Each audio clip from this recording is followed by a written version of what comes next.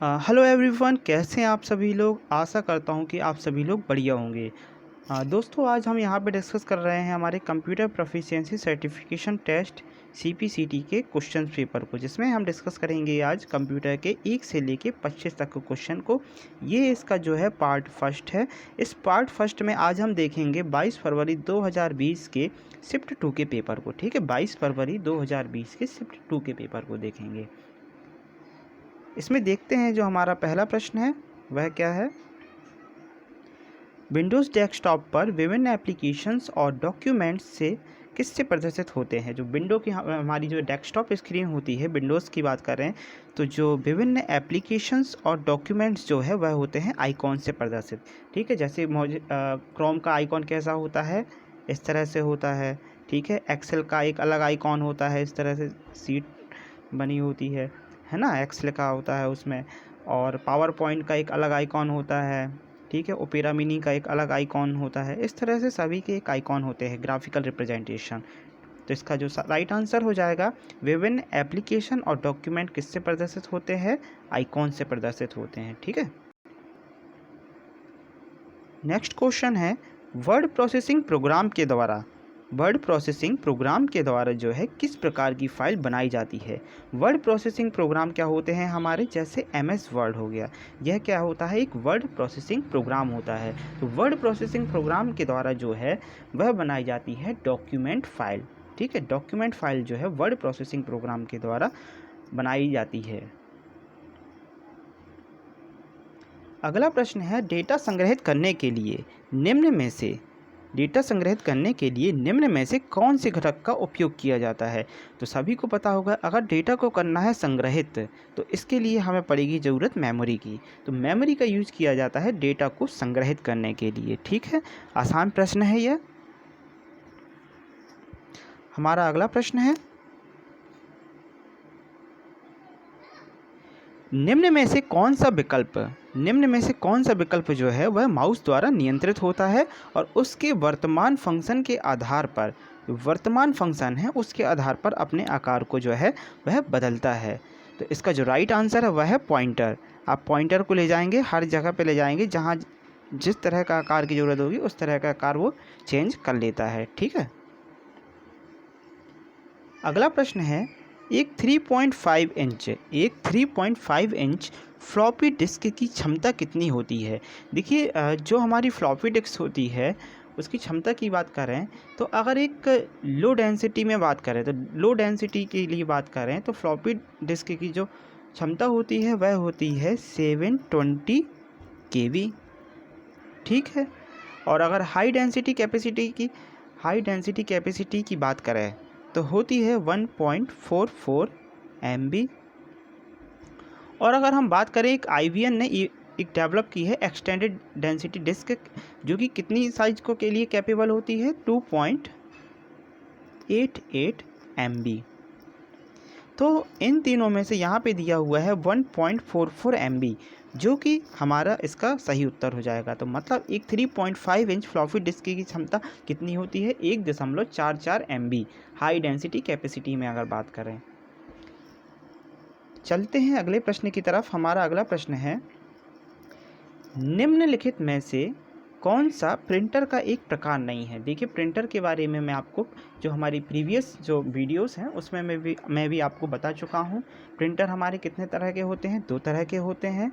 कौन कौन से होते हैं, एक होता है हमारा इम्पैक्ट प्रिंटर, एक होता है नॉन इम्पैक्ट प्रिंटर।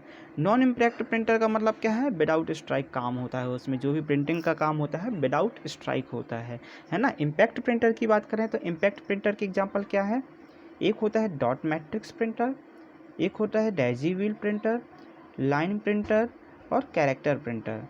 ये सारे जो हैं इम्पैक्ट प्रिंटर के एग्जाम्पल है। अगर हम बात करते हैं नॉन इम्पैक्ट प्रिंटर की, नॉन इम्पैक्ट प्रिंटर में क्या होता है, विदाउट स्ट्राइक होता है काम। तो इसमें कौन कौन से प्रिंटर आएंगे, एक बहुत ही पॉपुलर प्रिंटर है आपका इंकजेट और लेजर, और थर्मल जो प्रिंटर है, ये तीनों ही कैसे प्रिंटर होते हैं, आपके नॉन इम्पैक्ट प्रिंटर होते हैं। तो लेजर जेट, ये एक प्रिंटर का प्रकार है। इंकजेट भी एक प्रिंटर का प्रकार है। इम्पैक्ट और नॉन इम्पैक्ट जो होते हैं वो प्रिंटर के टाइप होते हैं, तो उसमें भी प्रिंटर का प्रकार आ जाएगा। जेट लॉक जो है ये कोई प्रिंटर का प्रकार नहीं है, तो जेट लॉक जो है यह एक हमारा हो जाएगा इसका सही उत्तर। बढ़ते हैं अगले प्रश्न की तरफ। अगला प्रश्न है, टेक्स्ट में आपकी स्थिति दिखाने वाला टिमटिमाता बिंदु क्या कहलाता है ना। इसके हमारे जो चारों ऑप्शंस दिए हुए हैं, तो आपने देखा होगा टेक्स्ट में एक टिमटिमाता हुआ बिंदु दिखाई देता है इस तरह से, कुछ जैसे ये कोई टेक्स्ट लिखा हुआ है इस तरह से ये जो बिंदु है ये टिमटिमाता रहता है, इसको कहते हैं क्या, कर्सर। तो टेक्स्ट में आपकी स्थिति दिखाने वाले टिमटिमाता बिंदु क्या कहलाता है, कर्सर कहलाता है। यहाँ पे अगर हमें देखना है तो एक चीज़ आप देखिए, इसके इंग्लिश वर्जन में कर्सर और कौशल लगभग स्पेलिंग सेम है। हो सकता है कि आप गलती से ये थर्ड वाला ऑप्शन चूज कर लेते, तो स्पेलिंग में भी ध्यान देने की इस क्वेश्चन में ज़रूरत है, ठीक है। बाकी हिंदी में कोई दिक्कत नहीं है, हिंदी में साफ साफ कर्सर दिया हुआ है। नेक्स्ट क्वेश्चन है हमारा, इनमें से कौन सा एक एप्लीकेशन सॉफ्टवेयर है। यहाँ पे बात पूछी है एप्लीकेशन सॉफ्टवेयर की, तो एप्लीकेशन सॉफ्टवेयर हमारे क्या होते हैं, जैसे MS वर्ड है ना, वर्ड पैड, नोट पैड, ये सब कसके हैं MS ऑफिस के पार्ट्स होते हैं। ये सारे क्या है एप्लीकेशन सॉफ्टवेयर के एग्जांपल। इंटरनेट ब्राउज़र्स हो गए like Firefox, safari, Chrome, Microsoft power point हो गया, ऑटोकैड हो गया, MySQL, ओरेकल, MS एक्सेस, है ना।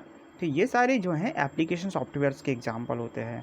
और अगर हम बात करें सिस्टम सॉफ्टवेयर की, तो सिस्टम सॉफ्टवेयर के लाइक लिनक्स, माइक्रोसॉफ्ट विंडोज़, तो ये सारे सिस्टम सॉफ्टवेयर कहलाते हैं।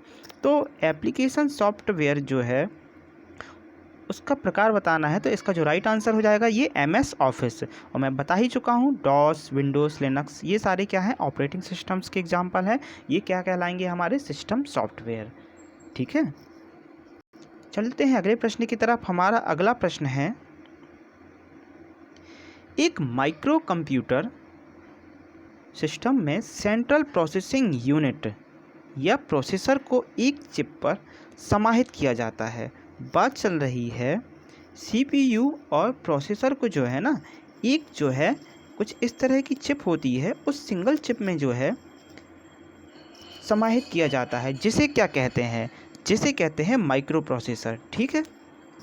तो इसका जो राइट आंसर है वह हो जाएगा माइक्रो प्रोसेसर, ठीक है दोस्तों। चलते हैं अगले प्रश्न की तरफ। अच्छा, मदरबोर्ड की बात कर रहे हैं, तो मदरबोर्ड क्या कहलाता है ना। मदरबोर्ड में क्या होता है, एक साथ जो है एक प्रिंटेड सर्किट बोर्ड होती है हमारी PCB, ठीक है। इसमें क्या होते हैं कि कई सारे जो है कंपोनेंट्स आपस में लगे होते हैं, कम्युनिकेशन कर सकते हैं वो कंपोनेंट्स, ठीक है। और इसके अलावा जो है इसमें जो अदर पेरिफेरल्स डिवाइस होते हैं उसके लिए भी कनेक्टर्स होते हैं। तो एक कह सकते हैं एक बहुत ही इम्पोर्टेंट इलेक्ट्रॉनिक कंपोनेंट होता है मदरबोर्ड, ठीक है, जिसमें सारे कंपोनेंट जो हैं वो बिल्ड होते हैं, इनबिल्ड किए जाते हैं। चलते हैं अगले प्रश्न की तरफ। अगला प्रश्न है, निम्नलिखित में से क्या प्राथमिक मेमोरी का के रूप में उपयोग हो सकता है, ये पूछ रहे हैं। तो देखिए प्राथमिक मेमोरी के रूप में जो है वह हो सकता है रैम। अच्छा, प्राथमिक मेमोरी होती क्या है ये भी हमें पता होना चाहिए। देखिए प्राइमरी मेमोरी क्या होती है, ये मेन मेमोरी होती है कंप्यूटर की, जो कि क्या की जाती है डायरेक्ट जो है एक्सेस की जा सकती है CPU के द्वारा। जबकि सेकेंडरी मेमोरी का यूज किसके लिए करते हैं अपन, एक तरह से एक एक्सटर्नल स्टोरेज डिवाइस की तरह यूज करते हैं, जिसमें हम क्या करते हैं अपना जो डेटा होता है और इन्फॉर्मेशन होता है उसको जो है परमानेंट रखते हैं, जैसे मूवीज़ वगैरह हैं, है ना। और भी जो हमारे इंपॉर्टेंट फाइल्स हो गए, डॉक्यूमेंट्स हो गए, म्यूजिक्स हो गए, है ना, सॉन्ग्स वगैरह, तो उसको हम किस में रखते हैं, सेकेंडरी मेमोरी में रखते हैं। वो कैसी होती है, परमानेंट होती है, ठीक है। बढ़ते हैं अगले प्रश्न की तरफ। हमारा अगला प्रश्न है, डॉट मैट्रिक्स एक प्रकार का है। देखिए मैं आपको इसके पहले बता चुका हूँ अभी जो डॉट मैट्रिक्स होता है वह कैसा है, एक प्रिंटर होता है। अच्छा, किस तरह का प्रिंटर होता है, ये हमारा होता है इम्पैक्ट प्रिंटर, ठीक है दोस्तों। चलते हैं अगले प्रश्न की तरफ। तो इसका जो राइट आंसर हो जाएगा वह हो जाएगा प्रिंटर। हमारा अगला प्रश्न कह रहा है, डिस्प्ले, कौन सी डिस्प्ले जो है वो इलेक्ट्रिकल जो एनर्जी है, विद्युत ऊर्जा है, को लाइट में कन्वर्ट करता है।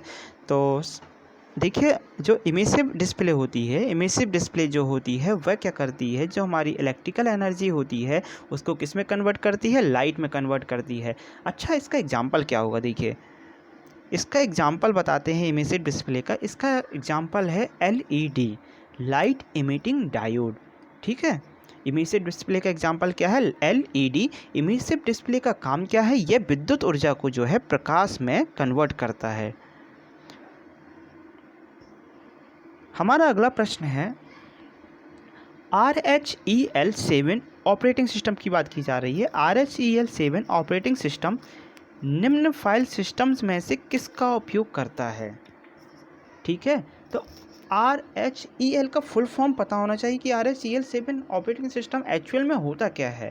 तो ये है रेड हैट इंटरप्राइज लाइनक्स 7। ठीक है, तो इसमें जो है किस फाइल सिस्टम का उपयोग करता है, ये करता है XFS। ठीक है, XFS जो है इसका राइट आंसर है, इसको आप याद रखें। ये जो है XFS जो है ये हाईली स्केलेबल हाई परफॉर्मेंस होती है इस फाइल सिस्टम की, जो कि किसके द्वारा डिज़ाइन की गई है, ये डिज़ाइन की गई है सिलिकॉन ग्राफिक्स के द्वारा। ठीक है, सिलिकॉन ग्राफिक्स इनकॉर्पोरेशन के द्वारा जो है ये है डिज़ाइन की गई है। और ये अगर रेड हैट इंटरप्राइज लाइनक्स 7 में जो है RHEL7 में जो है एक डिफ़ॉल्ट फाइल सिस्टम होता है। ठीक है दोस्तों, हमारा अगला प्रश्न है, बात है यहाँ पे MS एक्सेल 2007 की। तो MS एक्सेल 2007 में कौन सा फंक्शन एक निर्दिष्ट बीटा वितरण फंक्शन के लिए संचयी वितरण का व्युत्क्रम देता है। ठीक है, इसका इंग्लिश वर्जन भी देख लेते हैं। Which function returns the inverse of the cumulative distribution function for a specified beta distribution in MS Excel 2007। तो बात चल रही है यहाँ पे इन्वर्स ऑफ क्यूमुलेटिव डिस्ट्रीब्यूशन की।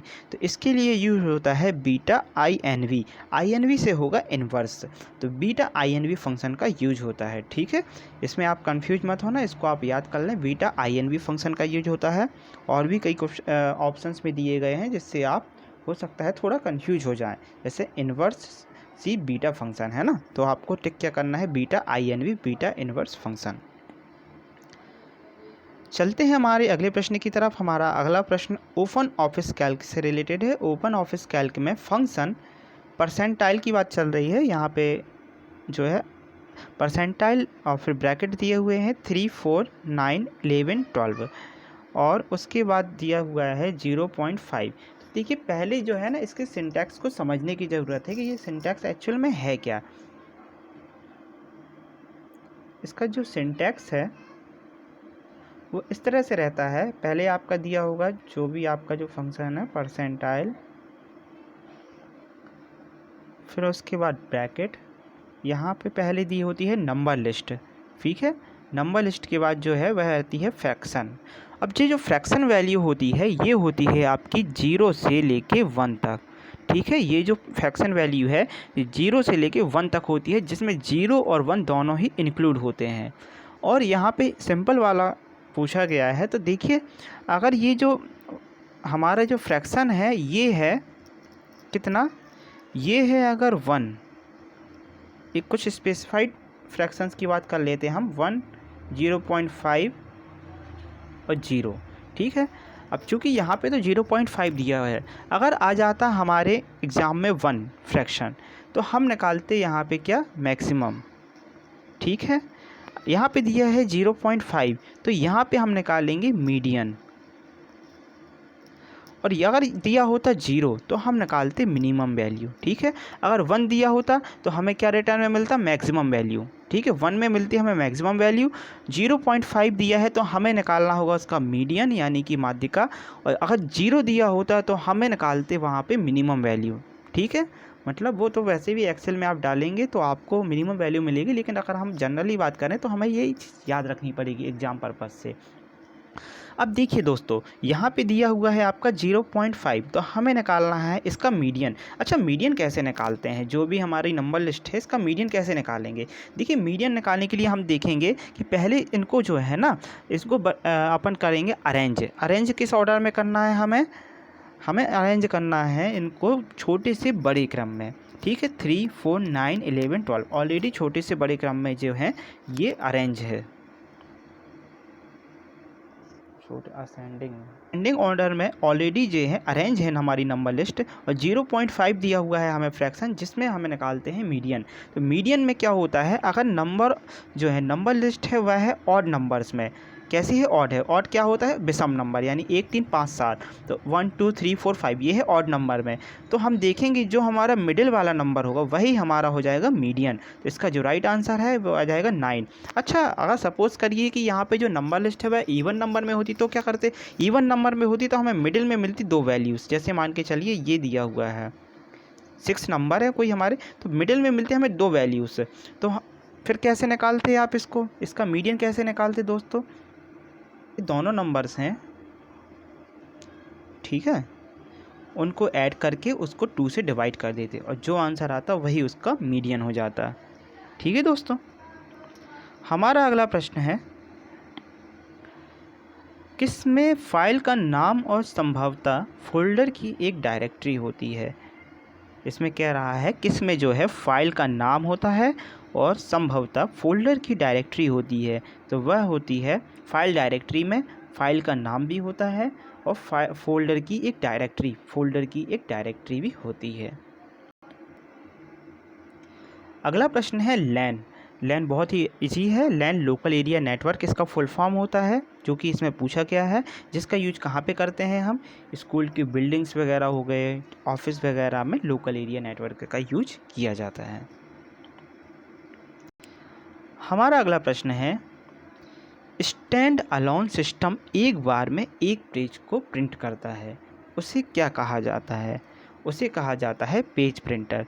स्टैंड अलोन सिस्टम जो है एक बार में एक पेज प्रिंट करता है, उसे क्या कहते हैं? उसे कहते हैं पेज प्रिंटर। अगला प्रश्न है, यदि आपको अपने किसी मित्र से आमने सामने बात करनी हो और वह आपसे बहुत दूर हो तो आप क्या करेंगे? तो हम करेंगे आंसर के अकॉर्डिंग वेबकैम का यूज, मतलब वीडियो कॉलिंग। ठीक है, आमने सामने आप जिससे बात कर सकते हैं, वीडियो कॉन्फ्रेंसिंग। ठीक है।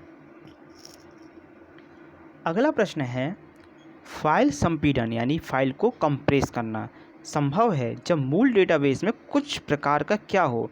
कुछ प्रकार का अतिरेकता यानी रिडंडेंसी हो। रिडंडेंसी होने पर ही आप जो है फाइल संपीड़न संभव है। ठीक है, तभी तो आप कंप्रेस कर पाएंगे। अगर उसमें रिडंडेंसी है, कुछ अनयूज्ड चीज़ें हैं, अनयूज्ड डेटा डला हुआ है या कुछ भी कहते हैं आप, है ना, तभी तो आप उसको संपीट कर पाएंगे। कंप्रेस करने से उस फाइल का साइज कैसा हो जाता है? कम हो जाता है। तो जैसे अगर हम जनरल बात कर रहे हैं, अगर किसी फाइल को हम क्या कर रहे हैं? कंप्रेस कर रहे हैं, तो हो सकता है कि उसकी क्वालिटी में थोड़ा सा कमी आ जाए, है ना। चलते हैं अगले प्रश्न की तरफ। पूछा हुआ है, किस कुंजी क्रिप्टोग्राफी एल्गोरिथम में जो है एनक्रिप्शन और डिक्रिप्शन के लिए एकल कुंजी का उपयोग करते हैं? इसका इंग्लिश वर्जन देख लेते हैं दोस्तों, थोड़ा सा आसानी होगी इसमें। देखिए, क्रिप्टोग्राफी पूछा है, which key cryptography algorithm use single key for encryption and decryption. देखिए, कोई डेटा है हमारा, ठीक है, उसको हमने क्या किया है, कोई हमारी की है ये, उसकी मदद से हमने की अप्लाई की, सिंगल की अप्लाई की और इसको बदल दिया सिफर टेक्स्ट में। सिफर टेक्स्ट कैसा होता है? हमारा एक एनक्रिप्टेड टेक्स्ट होता है। ठीक है, फिर हमने उसी की का यूज करके दोबारा से उस टेक्स्ट को क्या है, एक प्लेन टेक्स्ट में कन्वर्ट कर लिया। ठीक है, ये हमारा प्लेन टेक्स्ट फिर से वापस मिल गया, ये हमें वापस मिल गया। तो ये हो गया हमारा डिक्रिप्शन। तो ये जो है इस तरह में क्या कहलाता है? ये कहलाता है आपका सिमेट्रिक की क्रिप्टोग्राफी एल्गोरिथम कहलाता है। ठीक है, सिमेट्रिक की क्रिप्टोग्राफी एल्गोरिथम कहलाता है। बढ़ते हैं अगले प्रश्न की तरफ। हमारा अगला प्रश्न है, इनमें से कौन जो है टोपोलॉजी का प्रकार नहीं है? अच्छा, बात करें टोपोलॉजी तो क्या होती है। अगर हम बात करें कंप्यूटर के टर्म में टोपोलॉजी, तो ये क्या है, कंप्यूटर्स का एक अरेंजमेंट है। जैसे एक बस टोपोलॉजी होती है ना, इस तरह की एक सिंगल केबल होती है, इसमें कई सारे मल्टी कंप्यूटर्स आपस में कनेक्ट होते हैं, ठीक है, ये तो बस टोपोलॉजी हो गए। कुछ एक होती है आपकी रिंग टोपोलॉजी। रिंग टोपोलॉजी कैसी होती है, इस तरह से कंप्यूटर्स आपस में अटैच होते हैं, है ना। तो ये तरह से ये जो क्या होते हैं ना, ये एक अरेंजमेंट ऑफ कंप्यूटर्स होता है। इसके अलावा और भी होती है, जैसे हाइब्रिड होती है, मिक्स होती है उसमें टोपोलॉजी। एक स्टार टोपोलॉजी होती है जिसमें एक बीच में कंप्यूटर इस तरह से रहता है ना, मेन कंप्यूटर हमारा। और कौन कौन सी टोपोलॉजी होती है, मैच डिस्कस कर लिया है, स्टार, बस, रिंग और हाइब्रिड। ये जो है ये टोपोलॉजी के प्रकार होते हैं। तो ये जो तीनों है ये टोपोलॉजी के प्रकार है। सर्कल जो है एक कोई भी टोपोलॉजी का प्रकार नहीं है, ठीक है दोस्तों। सर्कल कोई भी टोपोलॉजी का प्रकार नहीं है। रिंग टोपोलॉजी होती है लेकिन सर्कल टोपोलॉजी नहीं होती है, ठीक है। चलते हैं अगले प्रश्न की तरफ। माइक्रोसॉफ्ट विजियो ड्राइंग को सहेजने के लिए कौन से फाइल फॉर्मेट का उपयोग किया जाता है। माइक्रोसॉफ्ट विजियो ड्राइंग को सहेजने के लिए किसका यूज किया जाता है, VSDX का। VSDX का यूज माइक्रोसॉफ्ट विजियो ड्राइंग को सहेजने के लिए किया जाता है। चलते हैं अगले प्रश्न की तरफ। अगला प्रश्न है, मेलवेयर को क्या कहते हैं। देखिए, मेलवेयर क्या होता है, एक मैलिशियस सॉफ्टवेयर होता है। मैलिशियस मतलब होता है कि जो हमारे कंप्यूटर को जो है ना हार्म पहुंचा सकता है। हार्म मतलब हानि पहुंचा सकता है। ये क्या होता है, एक प्रोग्राम और फाइल होती है जो कि कंप्यूटर को या कंप्यूटर यूजर्स के डेटा को जो है हार्म पहुंचा सकता है, ठीक है। मालवेयर के एग्जांपल क्या होते हैं, मालवेयर के जो एग्जांपल है मेलवेयर्स के, वो है वॉर्म्स हो गया, ट्रोजन हॉर्स हो गया, स्पाईवेयर्स हो गया। ये सारे जो हैं वह क्या होते हैं इसको एग्जाम्पल्स है। तो मेलवेयर को जो है ना ये स्पाईवेयर भी कहते हैं। अच्छा, एक चीज़ बताते हैं, जो स्पाईवेयर है जनरली जो बड़े बड़े ऑर्गेनाइजेशंस होते हैं जहाँ पे कंप्यूटर में वर्क किया जाता है, तो जो ऑर्गेनाइजेशन होती है वो जानबूझकर स्पाईवेयर को अपने कंप्यूटर में इंसर्ट करवा देती है। ऐसा वो क्यों करते हैं, ताकि वो निगरानी रख सके कि जो उनके क्लाइंट्स हैं वो क्या कर रहे हैं, कंप्यूटर में बैठ के क्या काम कर रहे हैं, तो वो पूरी निगरानी कर सकते हैं, ठीक है। तो एक स्पाईवेयर का यहाँ पे एक ऑर्गेनाइजेशन में भी यूज होता है। बाकी मेलवेयर की अगर जनरल बात करें तो ये कंप्यूटर्स को जो है हार्म पहुँचाते हैं। और स्पाईवेयर में स्पाई शब्द जो छोड़ा हुआ है जिसका मतलब ही होता है जासूसी करना, ठीक है। अगला प्रश्न है हमारा, तकनीकी संगठनों द्वारा प्रदान किए जाने वाला वित्तीय इनाम है जो किसी भी व्यक्ति को सॉफ्टवेयर या कंप्यूटिंग सेवाओं में बग की खोज कर उसकी जानकारी देने के लिए दिया जाता है। देखिए, बग का मतलब क्या होता है, कोई उसका एक वीक पॉइंट होता है किसी भी प्रोग्रामिंग का या किसी भी सॉफ्टवेयर, कोई भी वेबसाइट है उसका एक वीक पॉइंट होता है जहाँ से हो सकता है कि हैकर जो है उस वेबसाइट को हैक भी कर सकते हैं। तो उस बग की खोज करने के लिए और डेटा को चोरी भी कर सकते हैं। तो बग की खोज कर उसकी जानकारी देने के लिए जो है सॉफ्टवेयर व कंप्यूटिंग सेवाओं में जो पुरस्कार दिया जाता है ना, तो किसके द्वारा प्रदान किया जाता है, वो बग बाउंटी के द्वारा, ठीक है। बग बाउंटी तकनीकी संगठनों द्वारा जो है प्रदान किए जाने वाला एक वित्तीय इनाम है, ठीक है, कैश प्राइज़ है। तो दोस्तों, आशा करता हूँ कि आपको जो मेरी ये वीडियो है CPCT से रिलेटेड कंप्यूटर के क्वेश्चंस की वो पसंद आई होगी। और पसंद आई है तो वीडियो को ज़रूर लाइक करें और कमेंट करके बताएं कि आपको और किस तरह की वीडियोस चाहिए है। साथ ही आप हमारे चैनल को सब्सक्राइब भी कर लें, जिससे हमारी जो भी अपकमिंग वीडियोज़ हैं उसका नोटिफिकेशंस आपको मिलता रहेगा और मैं इसी तरह की नई नई वीडियोज़ अपलोड करता रहूँगा। ठीक है दोस्तों, धन्यवाद।